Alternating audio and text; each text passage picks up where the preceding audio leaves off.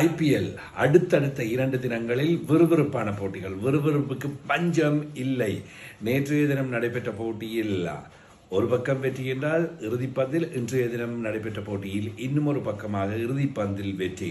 மிக விறுவிறுப்பான போட்டி, இறுக்கமான போட்டி. கொல்கத்தா நைட் ரைடர்ஸ் அணி வெற்றி பெற்று விட்டது. நிச்சயம் அவர்களுக்கு வெற்றி என்கின்ற நிலைமையில் அந்த வெற்றியினை லக்னோ சூப்பர் ஜெயண்ட்ஸ் அணி இறுதிப்பந்தில் பறித்தெடுத்து வெற்றியினை பெற்றிருக்கின்றது. குறிப்பாக ஒருவர் இந்த வெற்றியினை பறித்திருக்கின்றார் என்று சொல்லலாம். 21 வயதான முகுல் சௌத்ரி 27 பந்துகளில் 54 ஓட்டங்களை பெற்றுக் கொடுத்திருக்கின்றார். 7 பவுண்டரிகள் 2 சிக்ஸர்கள் அடங்கல் என்பது குறிப்பிடத்தக்கது.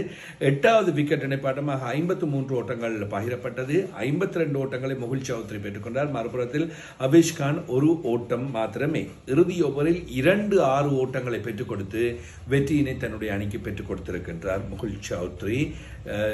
லக்னோ சூப்பர் ஜெயண்ட்ஸ் அணிக்கான வெற்றியாக இந்த வெற்றி அமைந்திருக்கின்றது.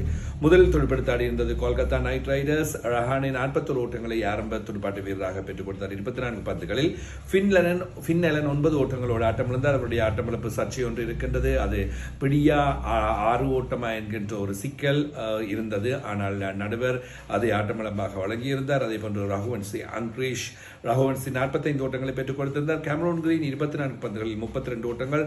ரோமன் பவல் 24 பந்துகளில் 39 ஓட்டங்கள். ரிங்கு சிங் ஏமாற்றியிருந்தார் 4 ஓட்டங்கள். பந்துவீச்சில் பிரின்ஸ் யாதவ் 1 விக்கெட், 4 ஓவர் 47 ஓட்டங்கள். மணிமாறன் சித்தார்த் 4 ஓவர் 34 ஓட்டங்கள் 1 விக்கெட். மற்றும் திக்வேஷ் ரத்தி 4 ஓவர் 25 ஓட்டங்கள் 1 விக்கெட். அவேஷ் கான் 4 ஓவர் 44 ஓட்டங்கள் 1 விக்கெட். முகமது ஷவி 4 ஓவர் 27 ஓட்டங்கள் விக்கெட்டை கைப்பற்றவில்லை. லக்னோ சூப்பர் ஜெயண்ட்ஸ் ஆரம்பம் முதலிலேயே தொடர்ச்சியாக சம இடைவெளிகளில் விக்கெட்டுகளை இழந்து வந்தது.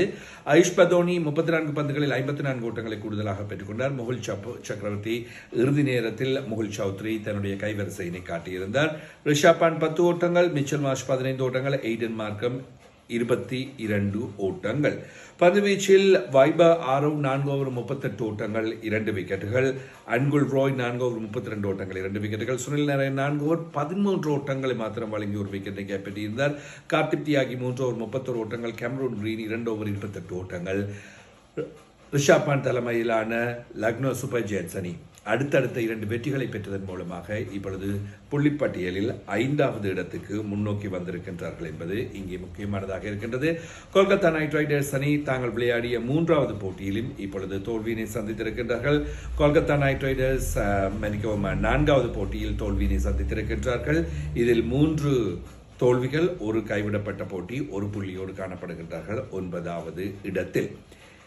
இன்றைய தினம், அதாவது வெள்ளிக்கிழமை நடைபெறப் போகின்ற போட்டி ராஜஸ்தான் ராயல்ஸ் மற்றும் ராயல் சேலஞ்சர்ஸ் பெங்களூர் அணிகளுக்கு இடையிலான போட்டியாக ஏப்ரல் மாதம் 10ஆம் தேதி குவஹாத்தி மைதானத்தில் நடைபெறவிருக்கின்றது.